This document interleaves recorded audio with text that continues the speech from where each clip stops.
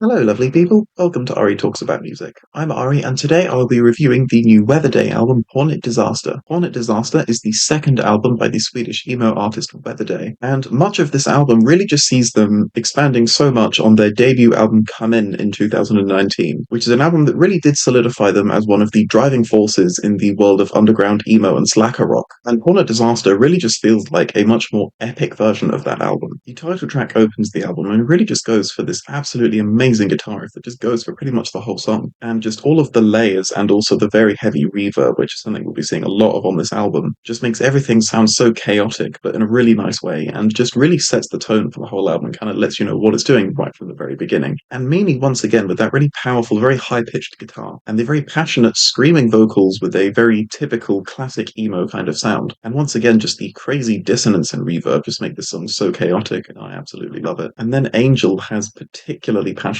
vocals with a very wobbly and very nervous voice, just sounding like they could be on the brink of a mental breakdown at any second. Take Care of Yourself is a track that reminds me a lot of Spanish Love Song's 2020 album Brave Faces to Everyone, just with how bleak and depressing the lyrics are and commenting on the state of the world without really sugarcoating it in any metaphors or anything like that at all. And then after that, the song Hug is a track that definitely lives up to its name, with the album having been so intense up until this point, and this track really does feel like it's trying to give you a hug after all of that. I really love how this song has a very subtle use of brass instruments, giving it a very avant-garde kind of feel. And it just really makes the song stand out a lot, and definitely one of the more unique tracks on the album. And of course, I can't go without mentioning the absolutely insane amount of reverb once again, which just really adds to the slacker rock vibe of the whole album. Radar Ballet is definitely in some moments one of the noisiest songs on the album, with there being parts where it's even difficult to tell one instrument from another. And the quieter moments on this track are also just lovely, with the vocals and the guitar being so much softer, but the drums still having so much reverb. Green Tea Seaweed Sea is just another really nice soft track that's just nice to have a break from the intensity of the album at points. The sudden reintroduction of the very noisy guitar halfway through the track is a bit startling, but once the latter half of the track really gets going, the passion is still absolutely undeniable and really just lives up to how good the rest of the album also is. Blood Online just does an amazing job at creating this really nice wall of sound that somehow actually manages to enhance how good the other instruments on the song sound. And of course, the very psychedelic guitar during the outro is also one of my favorite elements of this song. Blanket is a much more chaotic song compared to many of the songs on the album, and I think actually lacks a lot of structure and sounds quite messy. Each individual element and instrument of the track still sounds amazing, but the lack of structure on this track does hold it back a lot. Polka is just such a beautiful song that's so atmospheric, with every instrument really playing its part. And the beautiful, passionate vocals and just the whole atmosphere of the song is so amazing, and I found it so easy to get lost in that even for my first few listens of this track, it genuinely didn't even register with me that the whole song is actually in Swedish. Heartbeats is just another nice little sound change, once again being just a little bit of a break, going for a much more simple and acoustic guitar-based sound. And I do really like how this album just kind of throws those tracks in there every now and then, and it just gives a nice little break from the intensity and the almost devastation of some points of the album. Chopland to Dance has this weird little intro where the title of the song is just very abruptly announced, but after that very quickly goes into a much more mellow track. I really love how big of a presence the bass has on this track, definitely sounding like it's one of the driving instruments. And this song features a particularly beautiful chorus with the vocals and everything just sounding amazing. However, the verses in between these moments definitely feel very lacking compared to the chorus, which does make the song feel quite unbalanced. Cooperative Calligraphy just throws off this amazing guitar riff that actually does an amazing job at not getting drowned out in all the reverb of every single other instrument happening at the same time. And I absolutely love the outro of this track, the way it just explodes and every single instrument just really goes for it. And of all of the acoustic guitar-based songs on this album, I must say that Ripped Apart by Hands might just be my favorite one, with this track still being much more stripped back compared to the more slacker rock moments. However, the passion and the raw emotion in the vocals is still absolutely there, much more than on any of the other acoustic guitar-based songs. And Nostalgia Drive Avatar is this 8-minute long epic, with the first verse lasting almost the entire first half of the song. And despite the length of the section of the track, it still feels fresh all the way through and really just teases you before going into this amazing explosive chorus with so much emotion. Aldehydes being so much calmer and softer is definitely a much needed song after Nostalgia Drive Avatar, and just sounds amazing coming off of the end of that. One of my absolute favorite elements of this track is just the strings, and how every other instrument and element on this track really just takes a backseat and gives a chance for the strings to really show off what they can do. And Tiara just sounds absolutely amazing opening with such a powerful and psychedelic riff,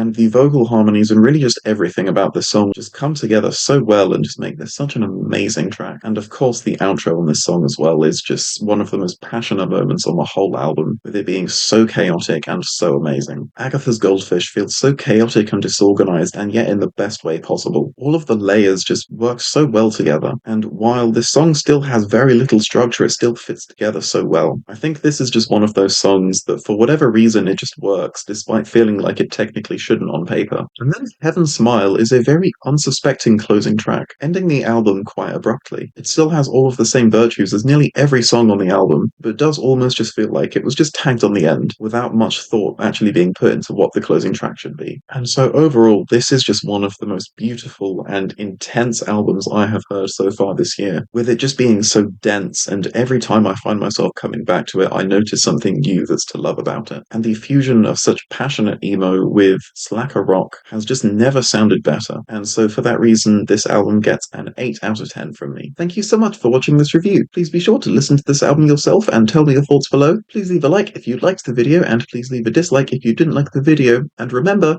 to stay hydrated.